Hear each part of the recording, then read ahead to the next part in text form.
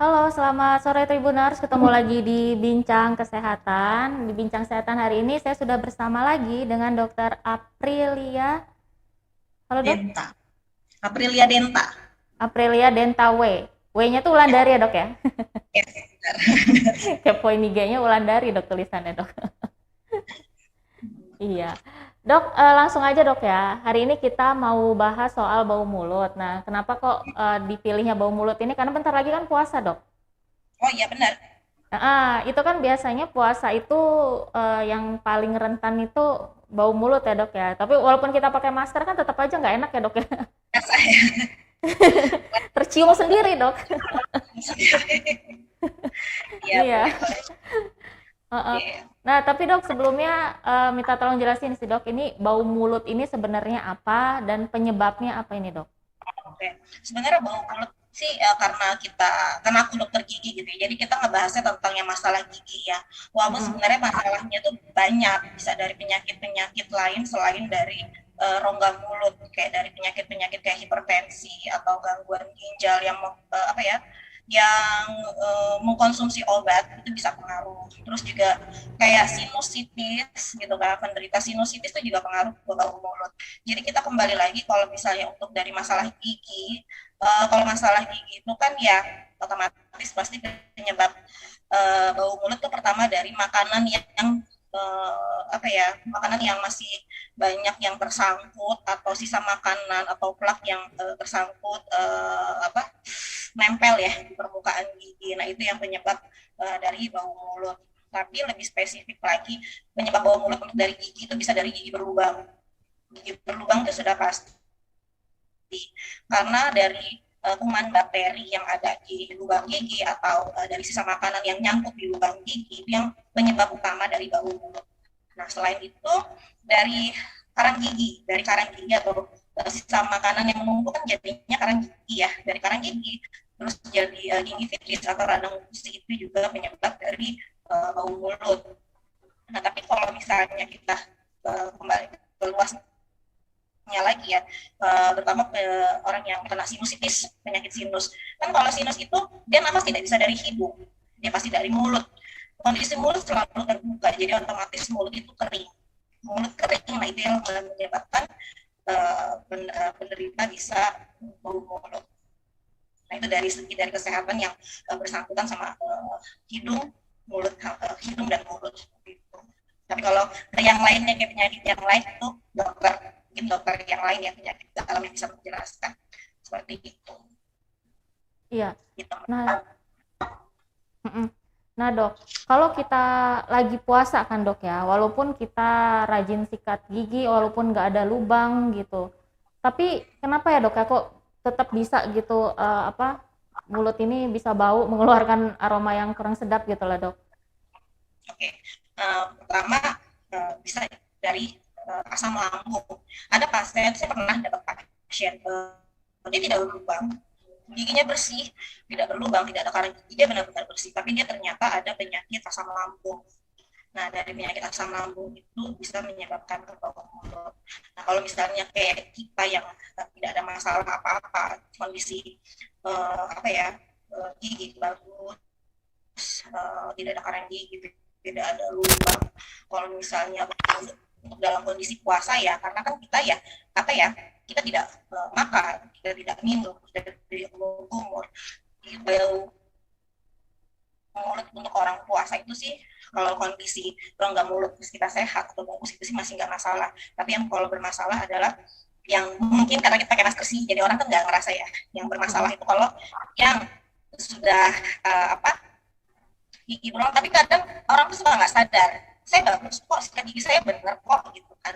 Nah itu tuh menurut versi si orangnya, tapi kalau dicek ke dokter gigi pasti ada something di giginya, itu yang bisa menyebabkan dia bau mulut. Tapi kalau sudah dicek semuanya tidak ada keluhan dari gigi, dari fungsi atau rongganya atau dari lidahnya itu tidak ada masalah, kita kembalikan lagi ke pasiennya. Ada penyakit kah dia? Ada penyakit sistemik kah dia yang mengharuskan dia minum obat seperti itu? Karena mengkonsumsi obat-obatan itu juga pengaruh ke bau mulut gitu. Mm-mm. Banyak sih mbak sebenarnya, terus ya sakit diabetes juga pengaruh, terus mengkonsumsi rokok atau alkohol itu juga pengaruh. Makanya sebaiknya kalau lagi bulan puasa, setelah buka puasa ya kita menghindari dari makanan-makanan yang apa ya, bau keras. Contoh kayak bawang itu kan bisa nyebabin bau mulut juga, itu faktor dari luar ya. Kalau faktor dari dalam kita apa namanya, kayak dari kalau faktor dari luar kan dari makanan ya, bukan dari penyakit gitu ya. Kalau dari makanan itu bisa pengaruh, rokok itu juga bisa pengaruh gitu, Mm-mm. seperti itu. Iya. Oh, mungkin bisa jadi dari makanan itu, Dok ya. Para kalau puasa bau mulut ya, Dok ya. Nah, ya jadi kita mau sahur diusahakan jangan jangan mengkonsumsi makanan yang menyebabkan bau-bauan, ya tahu lah ya apa aja ya, selain kayak bawang, bau putih kan enak nih sedap gitu ya, tapi kan kalau kita konsumsinya berlebihan itu juga nggak bagus untuk di rongga mulut, karena pasti kan bakalan berasa ini kita seharian. Terus kayak makan pete, jengkol gitu gitu kan, itu kan pengaruh ya ke bau mulut untuk seharian. Jadi kalau mau buka puasa atau mau sahur ya dihindari makanan-makanan seperti itu. Mm-mm. Boleh Iya. sih, jangan terlalu banyak. Iya.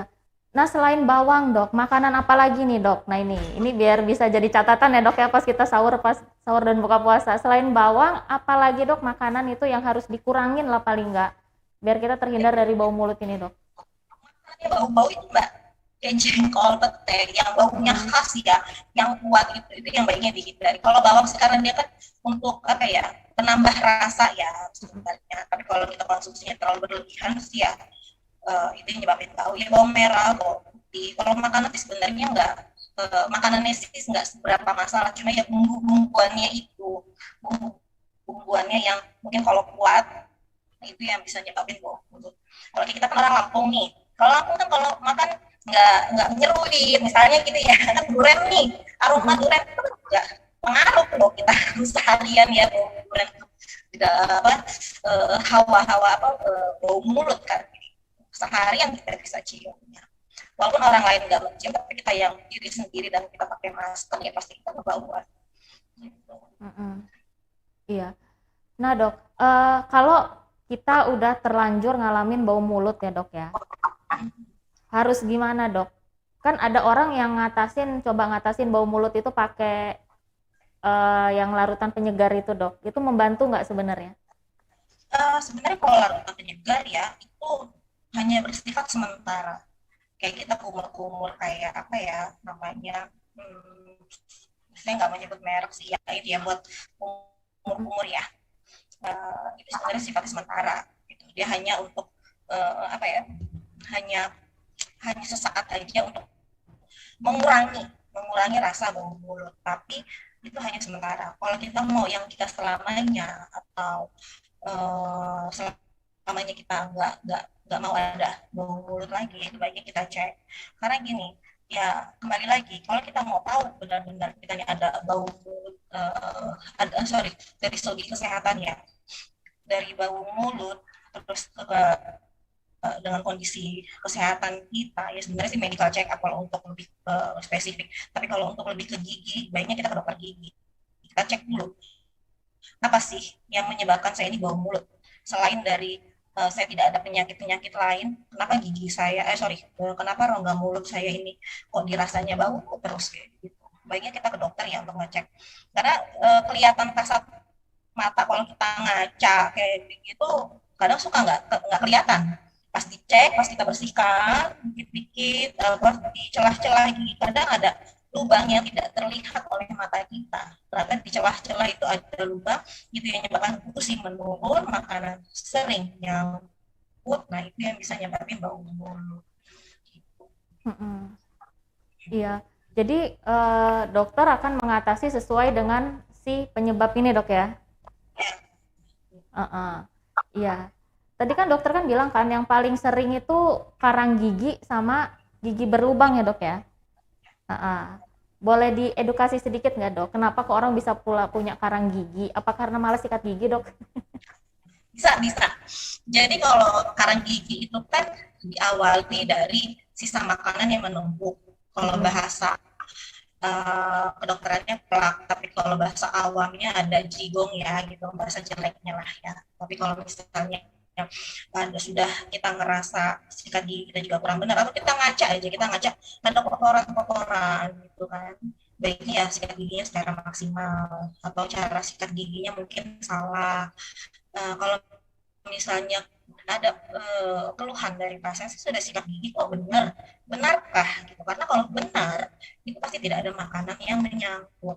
Nah, kalau makanan yang sudah nyangkut terus dosis jadi sisa makanan yang menumpuk terutama di leher-leher gigi ya, antara gigi dan gusi, itu namanya leher gigi. Nah, kalau makanan sudah menumpuk di situ, itu yang menyebabkan karang gigi.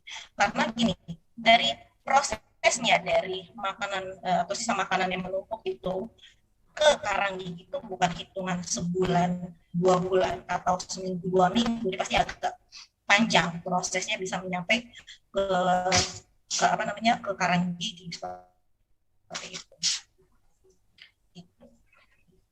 Jadi kalau misalnya sudah dirasa bau mulut, kemungkinan pertama adalah karang gigi, kita udah pasti. Pokoknya kalau kita sikat gigi aja udah ada darah-darah nih dari gusi, nah itu pasti ada karang gigi, radang gusi. Sebaiknya cus segera kita bersihkan. Gitu. Iya. Bersihkan karang gigi itu berapa bulan sekali, Dok? Karena kan namanya Baik, kita sikat gigi kan kadang hilaf ya, Dok, ya, sikat giginya buru-buru gitu ya. baiknya sih 6 bulan sekarang. Nggak boleh sering-sering juga kok. Karena kalau misalnya kita sering-sering kan dirasa saya mau bersihin padahal itu ternyata stain itu adalah noda gigi. Biasanya kalau perokok atau sekarang lagi rame kedai kopi ya, kafe-kafe gitu, biasanya suka ngopi, merokok, teh, itu pasti ada noda gigi. Kalau noda gigi itu beda sama karang gigi. Kalau noda gigi itu apa ya? Ya nanti bisa dibersihkan di saat kita membersihkan karang gigi, tapi itu noda nggak terlalu uh, uh, apa ya, berbahaya seperti kayak karang gigi. Jadi kalau misalnya sudah ada karang gigi, sebaiknya segera dibersihkan biar kita menghindari mulut ya. Gitu. Nah terakhir, Dok, kalau lubang, Dok, kok bisa kita ada lubang gigi gitu? Itu awalnya gimana lubang itu, Dok? Oke, lubang gigi itu juga sama aja. Dari kita sikat gigi kurang maksimal, otomatis kan ada sisa makanan ya, gitu. Sisa makanan ini kan ada bakteri-bakteri juga di dalam mulut kita. Nah, dari si bakteri inilah yang menyebabkan bisa terjadinya lubang gigi. Nah, sama aja kalau lubang gigi yang kita diam-diamin, kita cuekin, lama-lama dia akan membesar. Membesar jadi infeksi. Nah, infeksi sendiri itu juga yang bisa menyebabkan bau mulut. Gitu. Kalau karang gigi dibiarkan itu juga bisa bikin bau, bisa bikin lubang juga, Dok, ya? Kalau karang gigi gusi menurun. Kalau karang gigi itu menyebabkan gigi goyang. Gigi, kalau karang gigi menumpuk dia jadi penyangga gigi. Nah, itulah yang bisa menyebabkan gigi goyang. Gigi goyang, gusi menurun. Tapi kalau karang gigi itu tidak menyebabkan gigi berlubang. Gini, kalau misalnya gigi sudah goyang, gusi menurun, nah celah itu yang bikin makanan nyangkut, jadinya banyak kuman bakteri, itu yang bisa menyebabkan lubangnya. Gitu. Iya. Oke, Dokter Aprilia, sebelum saya tutup, ada mau sampaikan, Dok? Saya hanya bisa menyampaikan sikat gigi 6 bulan.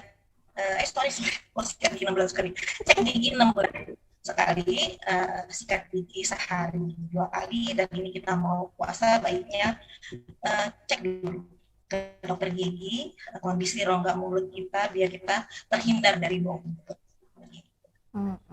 Iya. Oke, Dokter Aprilia, terima kasih banyak ya, Dok, ya, atas waktunya ya. Iya, sampai ketemu lagi, Dok. Ya, Tribuners, itu tadi obrolan kita bareng Dokter Aprilia. Sampai jumpa lagi di Bincang Kesehatan berikutnya. Selamat sore.